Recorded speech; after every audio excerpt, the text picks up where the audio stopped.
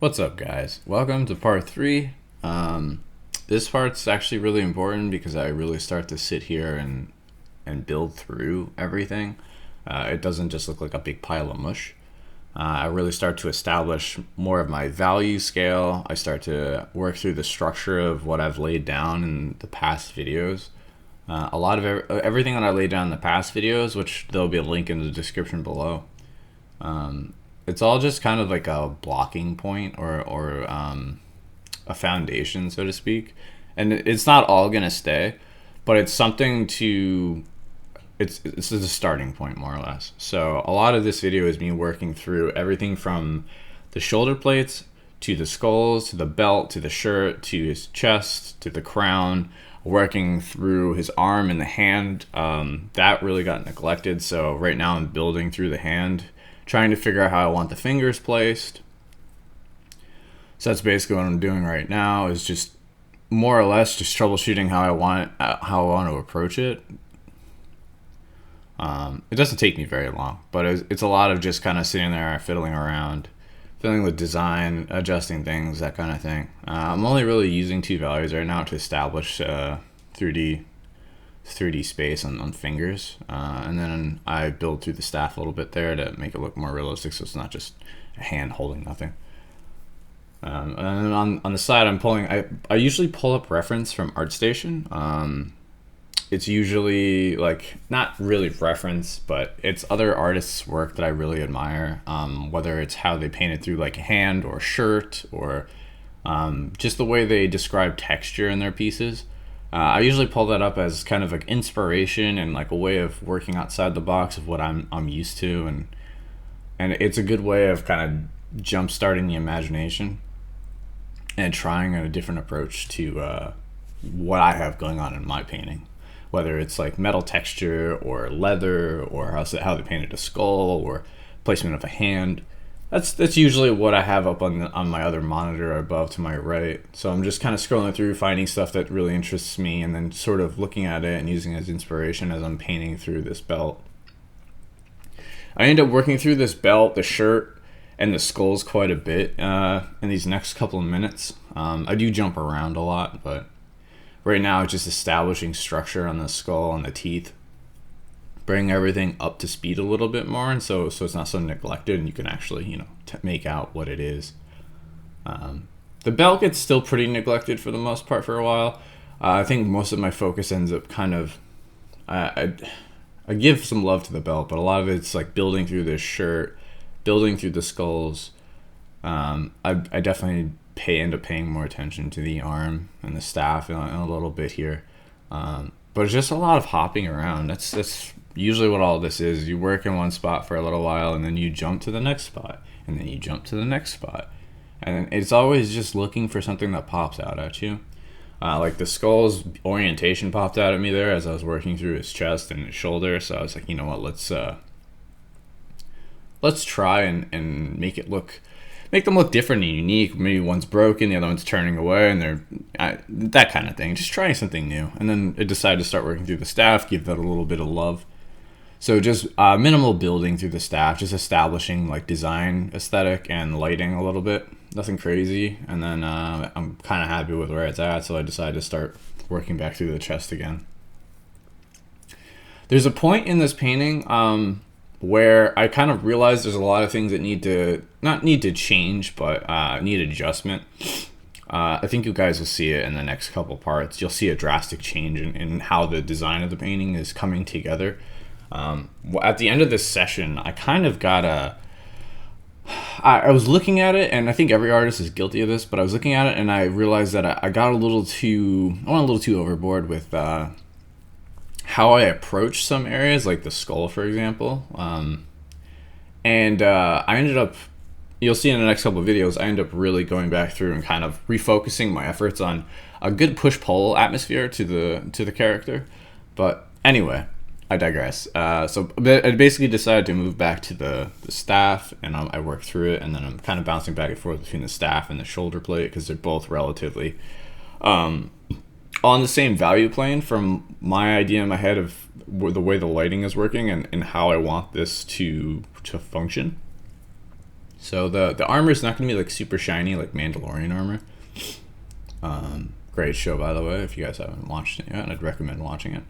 It's going to be more. It's going to be a lot more dull and more matte finish. I really want to in the future tackle armor with crazy reflections, but I also do know that that's a lot of work, especially with surrounding objects painted onto the armor because of the reflective surface. So that's a goal in the future. We'll see if that happens.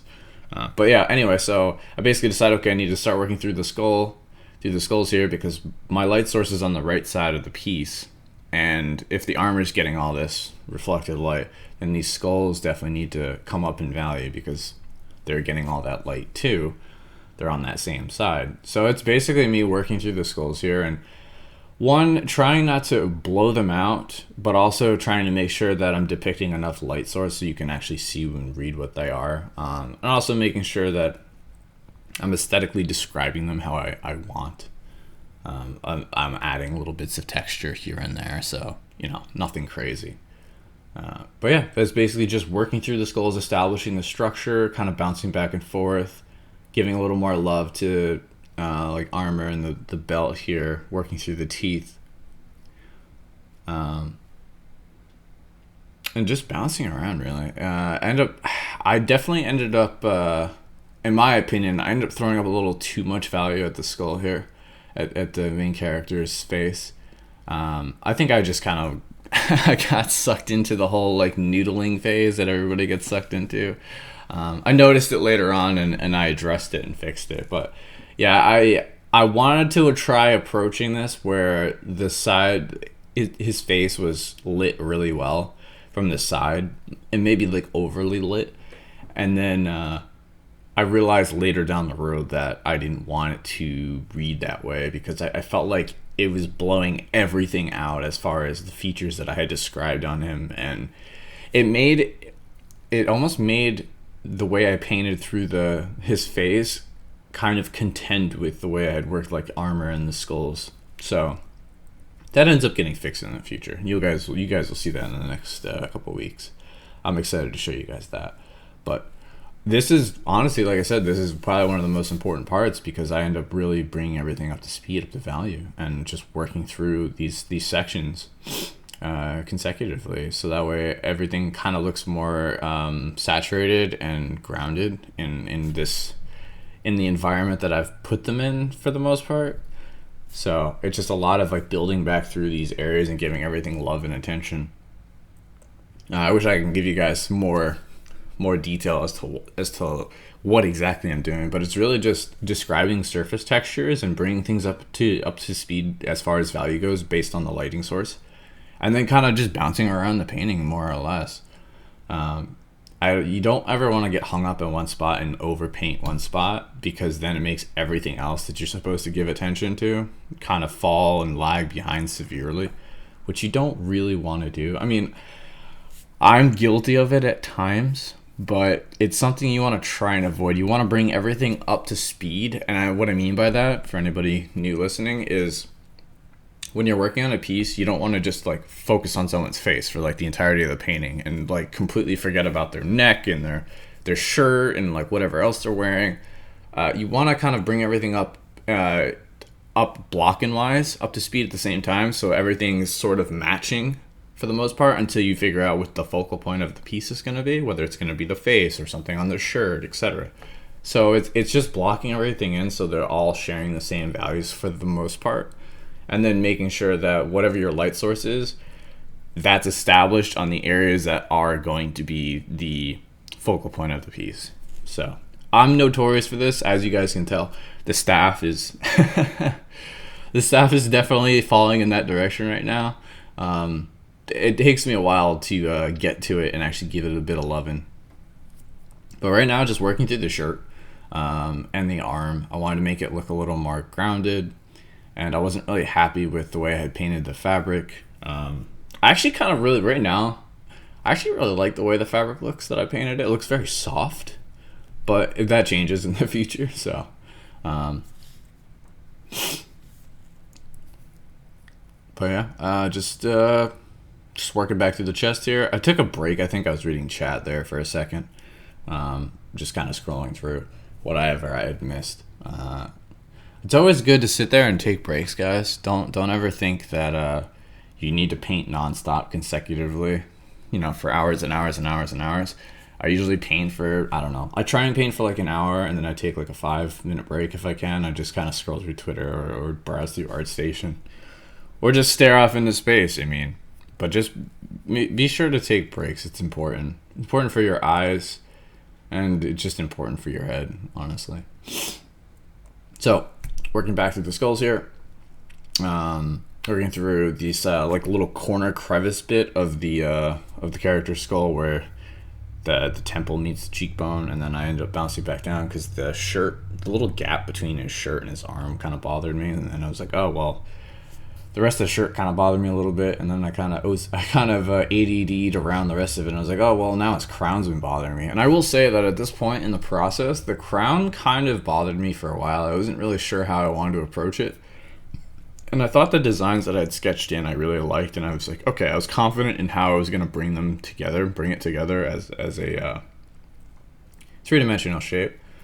But the more I looked at it and as I worked through the piece, the more I just didn't like the way I had done it. And right now I'm trying to fix it. I'm trying to think of like, okay, maybe if I throw in a little added texture and a little more contrast here, like some darks and some lights, just to represent the light path a little bit more.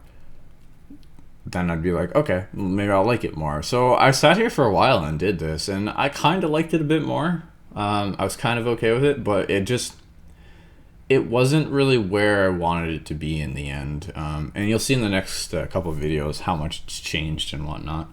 At this point in the stage with the painting, and this happens to me quite frequently, and I'm sure it happens to most artists, I wasn't entirely happy with the painting.